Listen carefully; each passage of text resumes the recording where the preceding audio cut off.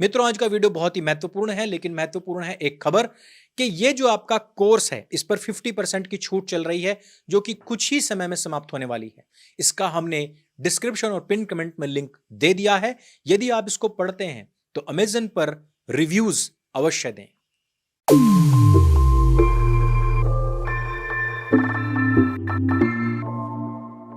हाल ही में आईपीएल 2025 के लिए सऊदी अरब के जेद्दा में आबादी अल जौहर एरिना नाम के स्थान पर मेगा ऑक्शन का आयोजन किया गया था। आईपीएल अर्थात इंडियन प्रीमियर लीग का ये मेगा ऑक्शन हर एक 3 साल पर होता है, जिसमें आईपीएल टीम अपनी टीम्स को दोबारा से क्रिएट करती है, तैयार करती है। क्रिकेटरों की ये नीलामी 2 दिन अर्थात 24 और 25 नवंबर को हुई थी, जिसमें तकरीबन 577 खिलाड़ियों ने पार्टिसिपेशन किया था, जिसमें से 367 भारतीय और 210 विदेशी खिलाड़ी शामिल हुए थे। चयन प्रक्रिया के बाद में इसमें तकरीबन 182 खिलाड़ियों का चयन किया गया था सभी टीम्स के द्वारा। इस मेगा ऑक्शन में सभी 10 फ्रेंचाइजीज ने लगभग 640 करोड़ रुपए खर्च किए हैं, वो भी ऑक्शन के लिए। कुछ महत्वपूर्ण बातें हैं इस मेगा ऑक्शन के बारे में, उनके ऊपर थोड़ी सी चर्चा करते हैं। पहले 2 दिन चलने वाली इस पूरी ऑक्शन में जो भारतीय विकेट कीपर हैं ऋषभ पंत, भारतीय इतिहास में सबसे महंगे खिलाड़ी बनकर सामने आए हैं, जिनको लखनऊ सुपर जायंट्स ने 27 करोड़ रुपए में खरीदा है। दूसरे जो सबसे महंगे क्रिकेटर हैं वो बने हैं श्रेयस अय्यर, जिनको पंजाब किंग्स ने तकरीबन 26.75 करोड़ रुपए में खरीदा है। साथ ही इस नीलामी में 62 विदेशी खिलाड़ी भी बिके। इस ऑक्शन में सबसे महंगे जो विदेशी खिलाड़ी हैं वो हैं जॉस बटलर, जिनको गुजरात टाइटंस ने 15.75 करोड़ रुपए में खरीदा है। लेकिन बिके हुए इन सभी खिलाड़ियों के समूहों में एक देश ऐसा भी है जिसका एक भी खिलाड़ी नहीं बिका है या किसी के भी द्वारा नहीं खरीदा गया है। आपने बिल्कुल सही पकड़ा, और यह है हमारा पड़ोसी देश बांग्लादेश। आखिर इस बार ऐसा क्या हुआ कि इस देश के किसी भी एक भी खिलाड़ी को किसी भी फ्रेंचाइजी ने नहीं खरीदा, जबकि लास्ट टाइम इसके काफी सारे खिलाड़ी अलग अलग टीम्स की तरफ से खेल रहे थे। तो बात करें सबसे पहले बांग्लादेश के खिलाड़ियों के ना बिके जाने की, तो इसके पीछे 2 सबसे बड़े कारण माने जा रहे हैं। पहला यह है कि बांग्लादेश के खिलाड़ियों का प्रदर्शन अब कुछ खास देखने को नहीं मिल रहा है। कोई भी खिलाड़ी इंटरनेशनल T20 क्रिकेट या लीग क्रिकेट में बहुत ज्यादा अच्छा नहीं खेल पा रहा। पिछले दिनों जब बांग्लादेश में हिंदुओं के खिलाफ हिंसा जारी थी, उस समय पर भारत और बांग्लादेश के बीच में एक टेस्ट मैच की सीरीज और एक T20 मैच की सीरीज होनी थी। इसके बाद सभी भारतीयों ने बीसीसीआई का खुलकर विरोध किया था कि यह सीरीज ना करवाई जाए, लेकिन इसके बावजूद दोनों सीरीज हुई भी थी और उनमें बांग्लादेश 3-0 से बहुत बुरी तरीके से हारकर वापस गया था। इस प्रकार से बोला जा सकता है कि अब वहां पर टैलेंट की कमी देखने को मिल रही है। साथ ही बांग्लादेश के बोर्ड खिलाड़ियों को एनओसी भी प्रदान नहीं कर रहे हैं। रीजन ये भी हो सकता है कि बांग्लादेश जो है इस समय पर वो एक इस्लामिक राष्ट्र की तरफ शनै शनै बढ़ रहा है और नया नया जो मुल्ला होता है वो ज्यादा अल्लाह अल्लाह करता है। ऐसे में किसी भी बांग्लादेशी खिलाड़ी के खराब प्रदर्शन का प्रभाव सीधा सीधा उस फ्रेंचाइजी पर भी पड़ता है जो उसको खरीदती है। शायद ये भी कारण हो सकता है कि सभी फ्रेंचाइजीज ने बांग्लादेशी खिलाड़ियों को साइडलाइन कर दिया है। लेकिन क्या यही एक महत्वपूर्ण कारण हो सकता है?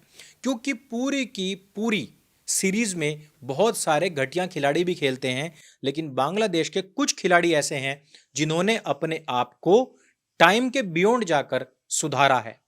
लेकिन दूसरा कारण इसमें सबसे ज्यादा महत्वपूर्ण माना जा रहा है और उसके ऊपर चर्चा करना विशेषकर जरूरी हो जाता है। इन सब के पीछे बांग्लादेश में हुआ जो फिलहाल का हिंदू, वहां की जो माइनॉरिटीज हैं उसके खिलाफ जो अत्याचार हुआ है, वहां के हिंदू पुजारी और इस्कॉन के पूर्व चिन्मय कृष्णदास ब्रह्मचारी की गिरफ्तारी भी कारण मानी जा रही है। बांग्लादेश के खिलाड़ियों की कुछ करतूतें भी हैं जो उन्हें ना खरीदे जाने का कारण बन सकती हैं। जैसे कि एक बार जब ये मैच जीते थे तो इन्होंने एक ऐसा पोस्टर बनवाया था जिसमें भारत के लेजेंड्स का एक ऐसा पोस्टर बनवाया गया था जिसमें उनका आधा सिर मुंडवाया हुआ था। ऐसे फोटोज लगाए हुए थे और एक तरह से इनकी बेइज्जती करने का प्रयास किया था। ऐसे ही इनके अन्य बहुत सारे हिंदू विरोधी बयान भी सामने आ चुके हैं। ठीक इसी प्रकार से एक और देश है जिसे आईपीएल से बाहर कर दिया गया था। आपने बिल्कुल दोबारा फिर से सही नाम गैस किया है और उसका नाम है पाकिस्तान। दरअसल 2008 में जब आईपीएल ने पहला सीजन खेला था, जिसमें शोएब अख्तर, शाहिद अफरीदी, सोहेल तनवीर और मोहम्मद आसिफ समेत 11 पाकिस्तानी खिलाड़ी आईपीएल में खेल रहे थे। लेकिन इसके कुछ ही महीनों के बाद में 26 नवंबर 2008 में मुंबई में एक भयानक आतंकी हमला हुआ था। यह घटना इतनी ज्यादा खतरनाक थी कि इसका असर पूरे भारत देश पर पड़ा था। हमले में शामिल आतंकवादी अजमल कसाब ने इस बात को कबूला भी था कि इस हमले की योजना पाकिस्तान में बनाई गई थी। इसके बाद में भारत और पाकिस्तान का रिश्ता बहुत ज्यादा खराब होता चला गया था। बस फिर क्या, इसके बाद में बीसीसीआई और भारत सरकार की तरफ से पाकिस्तान के खिलाड़ियों को आईपीएल ना खेलने के लिए बाध्य कर दिया गया, उन सब पर रोक लगा दी गई थी और तब से अभी तक पाकिस्तानी खिलाड़ी आईपीएल से बाहर हैं। लेकिन क्या वो सरकार ने ही कर दिया था? नहीं, ऐसा भी आम हिंदुस्तानियों के दबाव के बाद हुआ था। बांग्लादेश को आईपीएल में ना लिया जाना तो समझ में आता है, लेकिन ऐसे में जानना यह दिलचस्प हो जाता है कि बीसीसीआई ने कैसे पाकिस्तान में अपनी आगामी चैंपियंस ट्रॉफी सीरीज के लिए जाने से भी मना कर दिया है और पाकिस्तान की सरकार ने उस पर जो प्रतिक्रिया दी है उसको भी जानना अत्यंत आवश्यक बन जाता है। आईसीसी ने अंतिम निर्णय क्या लिया है? असल में चैंपियंस ट्रॉफी 2025 जिसकी मेजबानी पाकिस्तान को सौंपी गई है, उसमें भी बीसीसीआई ने आईसीसी को स्पष्ट शब्दों में कह दिया है कि भारतीय टीम पाकिस्तान नहीं जाएगी। और आप जानते हैं कि बीसीसीआई हो या आईसीसी, दोनों स्थानों पर ही जय, शाह, गद्दी, नसीन है। आखिरकार आज पाकिस्तान को यह बात समझ में आई गई होगी कि आतंक और खेल दोनों एक साथ नहीं चल सकते। आजकल पाकिस्तान जोरों शोरों से चैंपियंस ट्रॉफी की तैयारी में तो लगा हुआ है, यहां तक कि उसने 1 मार्च 2025 को पाकिस्तान के लाहौर में मैच से संबंधित आधारभूत इंफ्रास्ट्रक्चर भी बनाना शुरू कर दिया है। ऐसा नहीं है कि भारत पाकिस्तान के साथ मैच नहीं चाहता। हम सभी जानते हैं कि बीसीसीआई की सबसे ज्यादा इनकम ही पाकिस्तान के साथ मैच में होती है और यही बात पाकिस्तान के साथ में भी है कि वो भी हमेशा चाहता है कि हमारे मैचेस भारत के साथ में हो ताकि वहां की जनता इसे एक युद्ध की तरह देखे और इस पर सबसे ज्यादा ध्यान लगाए, इसकी टीआरपी बढ़े, रेवेन्यू ज्यादा से ज्यादा कलेक्ट हो। लेकिन जहां एक तरफ आतंकिस्तान को कोई फर्क नहीं पड़ता, वहीं दूसरी तरफ भारत ने अब कुत्तों को रोटी डालनी बंद कर दी है। बीसीसीआई द्वारा भारतीय क्रिकेट टीम की सुरक्षा को मद्देनजर रखते हुए एक अपील की गई थी कि भारतीय मैचेस को किसी न्यूट्रल जगह, जैसे कि दुबई हो सकता है, श्रीलंका हो सकता है या फिर किसी अन्य देश में खिलवाया जाना चाहिए। आप जानते हैं कि इसके ऊपर पाकिस्तान की क्या प्रतिक्रिया थी? एक तो आतंकिस्तान अपने यहां पर आतंक रोक नहीं पा रहा।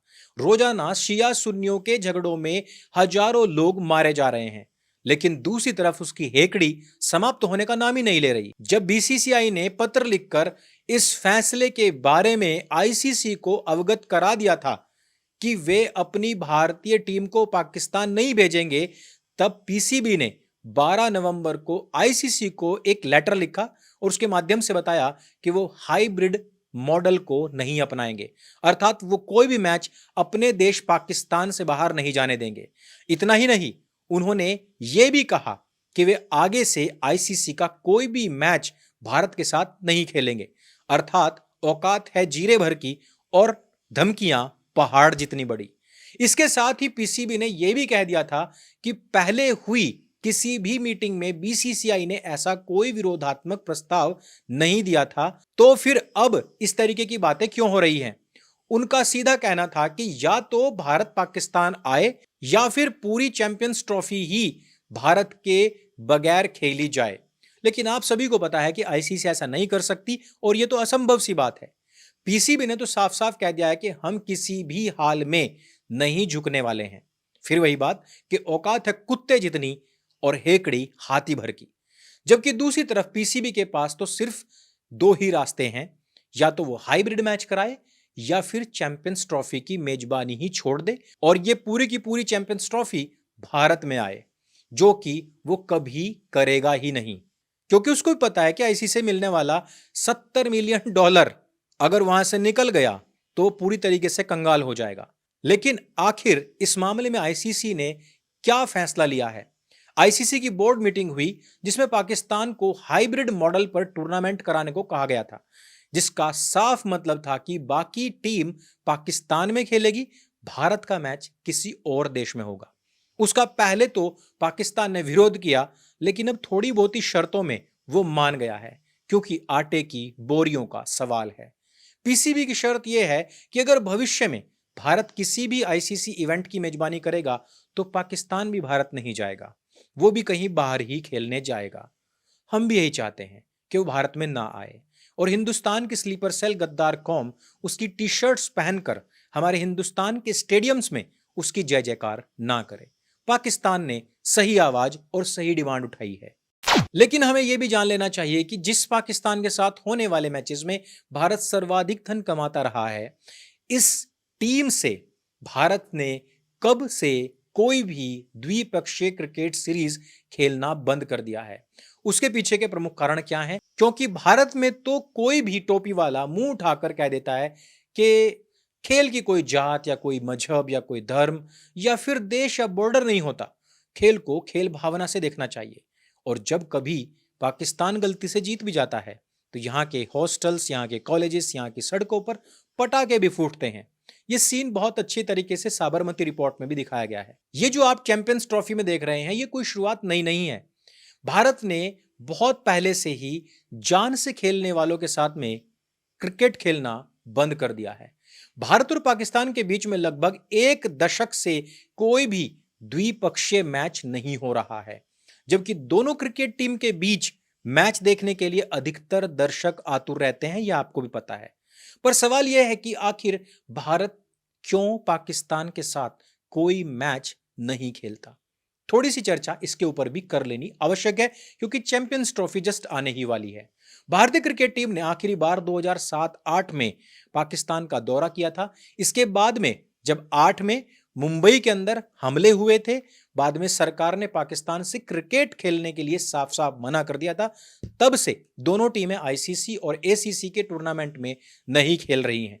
2013 के बाद से दोनों टीमें 17 वनडे और केवल 8 टी20 मैच न्यूट्रल वेन्यू पर खेल चुकी है, यानी कि भारत या पाकिस्तान से बाहर कहीं खेल चुकी हैं। पाकिस्तान में 2009 के दौरान श्रीलंकाई टीम पर भी आतंकी हमला हो चुका है।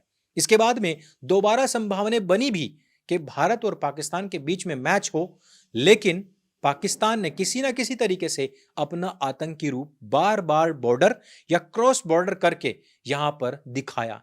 इन्हीं सब कारणों से भारत ने पाकिस्तान के साथ में किसी प्रकार का द्विपक्षीय मैच खेलना बंद कर दिया है। लेकिन बात यहीं पर नहीं रुकती है। एक बार फिर से 2016 में उरी के आतंकी हमले में, जिसमें आतंकियों ने निहत्थे सो रहे हमारे सैनिकों पर ताबड़तोड़ गोलियां बरसाई थी, जिसके बाद में जांच में पता लगा था कि उरी में भी सेना के कैंप्स पर हुए हमलों के पीछे जिन आतंकवादियों का हाथ था, उन्हें पाकिस्तान सरकार के द्वारा ही संरक्षण मिला हुआ था। साथ ही उसके बाद में पाकिस्तानी खिलाड़ियों, वहां के गायकों और उनके लेखकों के द्वारा भारत के विषय में दिए जाने वाले वो सभी बयान जिन्होंने भारतीयों का दिल पूरी तरीके से तोड़ दिया, वो जिन गायकों और जिन खिलाड़ियों को देखना और सुनना पसंद भी करते थे, अब भारतीय लोग भी उनसे नफरत करना शुरू कर चुके थे।